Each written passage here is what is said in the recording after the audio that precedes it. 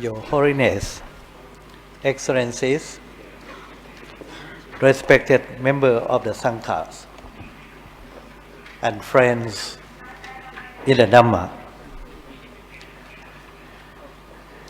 Once again, that most of you have come to participate in Vesak celebration here in this United Nations Conference Center of the UN SCAP in Bangkok.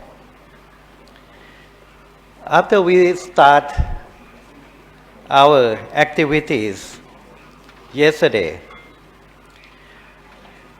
it sounds like academic conference which gets benefit from the Buddhist wisdom and compassion shared by our friends. We learn a lot from each other. To follow the footprints of the Buddha who attained enlightenment and proclaimed his truth for 25 centuries, so much that the Buddha's teachings contribute to the development of world civilization. That is why in the year 1999,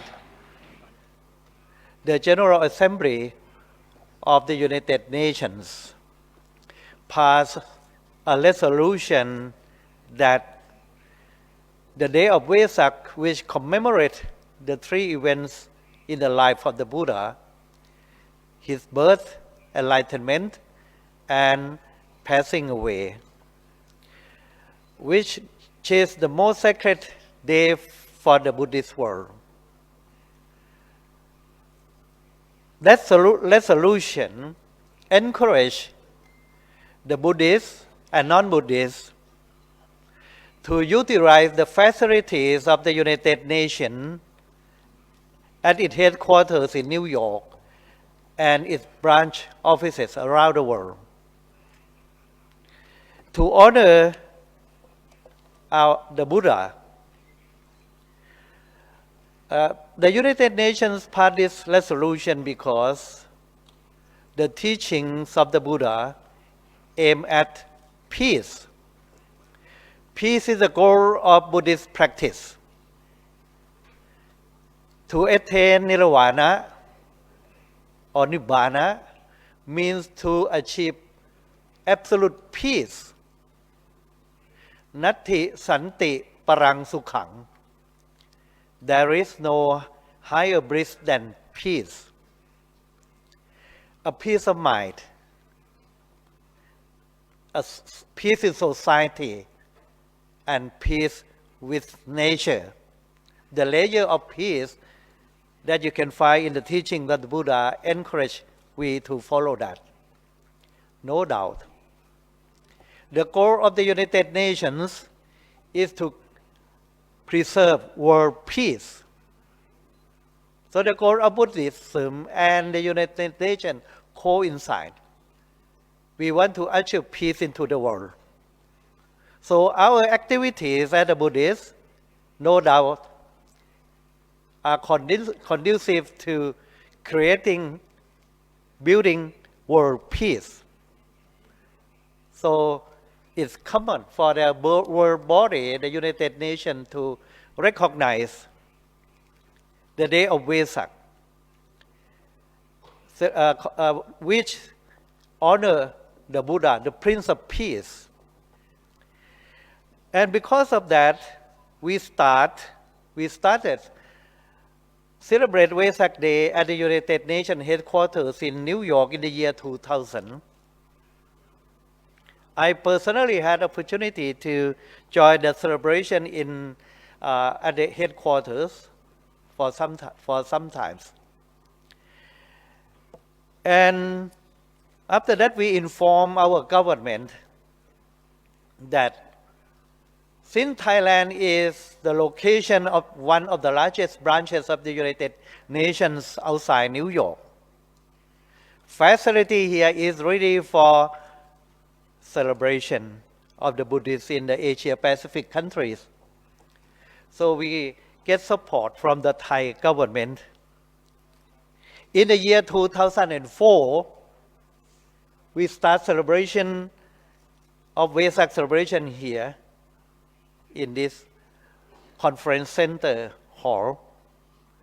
Due to the generous support of the Thai government and the blessing from the Supreme Sangha Council, so we have been able to celebrate Vesak, Day of Vesak in Thailand 15 times.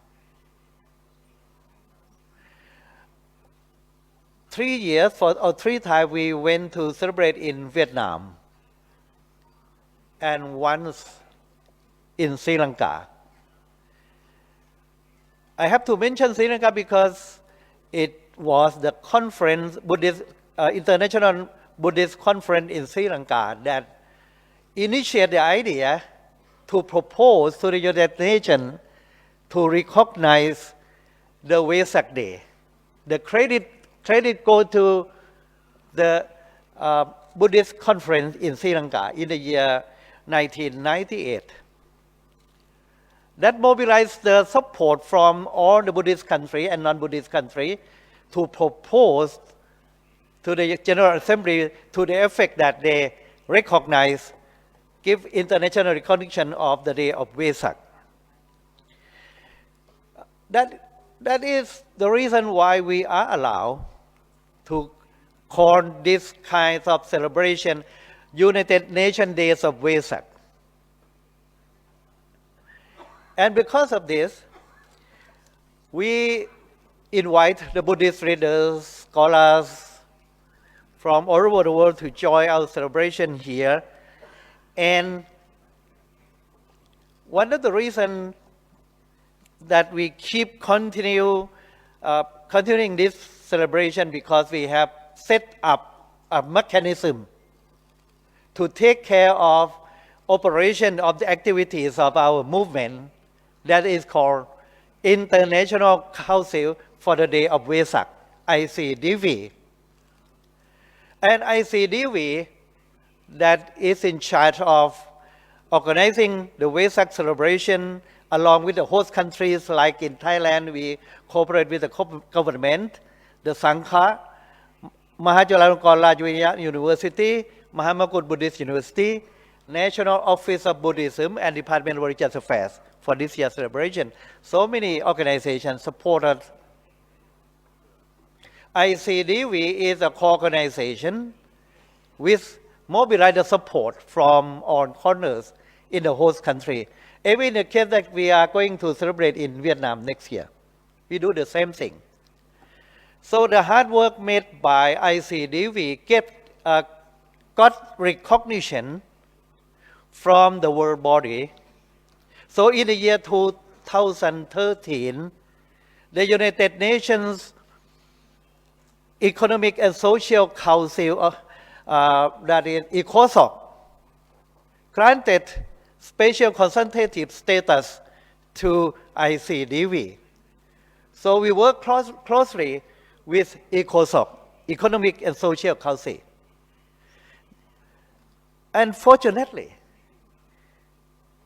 ECOSOC, Economic and Social Council of the United Nations, had 5 branches around the world in 5 regions. One in Europe, 1 commission branch, regional branch in Latin America, 1 in Africa, 2 in Asia, 1 in Western Asia, and 1 is here. This is the branch of ECOSOC, which gives consultative status to our ICDV. Coincidentally, we work together with the UN body here, which under jurisdiction, I mean, this UN SCAP, original branch of ECOSOC, is under jurisdiction of Economic and Social Council. The names of this office is United Nations Economic and Social Commission for Asia and the Pacific.